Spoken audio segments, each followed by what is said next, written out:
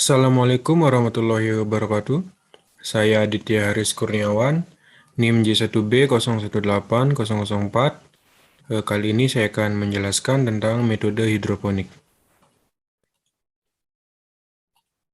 Yang pertama, sistem sumbu. Sistem sumbu atau sistemik menggunakan prinsip kapilaritis, yaitu dengan menggunakan sumbu sebagai penyambung atau jembatan pengalir air nutrisi dari wadah penampung air ke akar tanaman. Kelebihan sistem sumbu, yang pertama, biaya untuk mengumpulkan bahan yang diperlukan tergolong sangat murah. Yang kedua, bentuk sederhana dan pembuatannya yang mudah memungkinkan hidroponik sistem sumbu dapat dilakukan bagi pemula. Yang ketiga, tidak tergantung listrik sehingga biaya relatif lebih murah. Yang keempat, mudah untuk dipindahkan. Kekurangannya antara lain jumlah tanaman yang hidroponik apabila berjumlah banyak, maka akan sedikit sulit dalam mengoptimalkan pH air. Hanya cocok untuk jenis tanaman yang tidak memerlukan banyak air. Yang kedua, sistem rakit apung. Sistem rakit apung hampir sama dengan sistem sumbu, yaitu berupa sistem statis dan sistem hidroponik sederhana. Perbedaannya dalam sistem ini dapat menggunakan sumbu sebagai pembuat kapiler air, tetapi media tanam dan akar tanaman langsung menyentuh air nutrisi. Kelebihan sistem ini antara lain biaya pembuatan yang murah, bahan yang diperlukan untuk pembuatan mudah dicari dari lingkungan sekitar, perawatan tidak sulit, dan lebih hemat air dan nutrisi. Kekurangan dari sistem ini antara lain rancangan hidroponik tanaman dengan sistem ini lebih cocok dilakukan di dalam ruangan, bukan ditempatkan di luar ruangan. Akar tanaman lebih rentan mengalami pembusukan karena terus tergenang dalam air larutan nutrisi, kadar oksigen yang sedikit.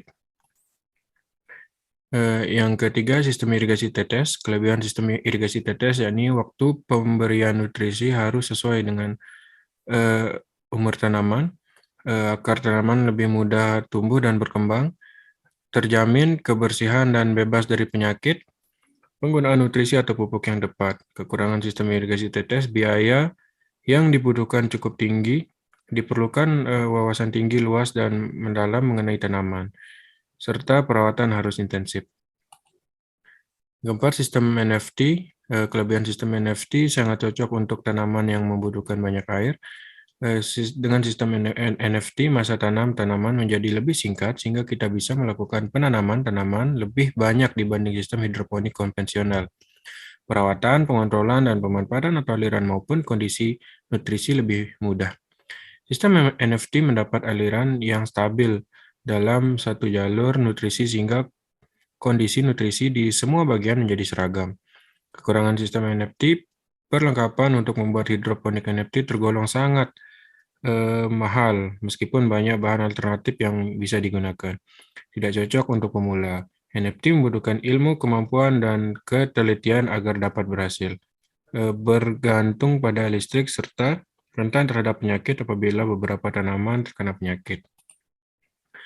Selanjutnya, sistem pasang surut. Hidroponik sistem pasang surut atau ebb and flow umumnya dilakukan dengan pompa air yang dibenamkan dalam larutan nutrisi yang dihubungkan dengan timer atau pengatur waktu. Sistem timer menghidupkan pompa, larutan nutrisi hidroponik akan dipompa ke grow tray. Kelebihan sistem ini antara lain, tanaman mendapat suplai air, oksigen, dan nutrisi secara periodik. Suplai oksigen lebih baik karena terbawa air, pasang, dan surut. Mempermudah perawatan karena tidak perlu melakukan penyiraman. Kekurangan sistem hidroponik ini ialah biaya pembuatan cukup mahal, tergantung pada listrik, serta kualitas nutrisi yang sudah dipompa berkali-kali tidak sebaik awalnya. Dan terakhir, sistem aeroponik. Penggunaan sprinkler dapat menjamin ketepatan waktu penyiraman, keseragaman distribusi air permukaan akar tanaman secara terus-menerus selama pertumbuhan dan perkembangan tanaman. Cara tersebut dapat menjadikan uap air di udara sekeliling tanaman, serta memberikan lapisan air pada akar, sehingga menurunkan suhu sekitar daun dan mengurangi evapotranspirasi. Kelebihan sistem ini yakni mampu mengendalikan akar tanaman, mampu memenuhi kebutuhan air dan baik dalam juga mudah. Keseragaman nutrisi dan kadar konsentrasi nutrisi dapat diatur sesuai dengan umur dan jenis tanaman. Tanaman dapat diproduksi hingga beberapa kali dengan periode yang pendek. Kelemahan sistem ini yakni memerlukan investasi dan biaya perawatan yang sangat mahal, sangat tergantung pada energi listrik, serta mudah terserang penyakit apabila tidak dirawat dengan baik dan benar. Sekian dan terima kasih.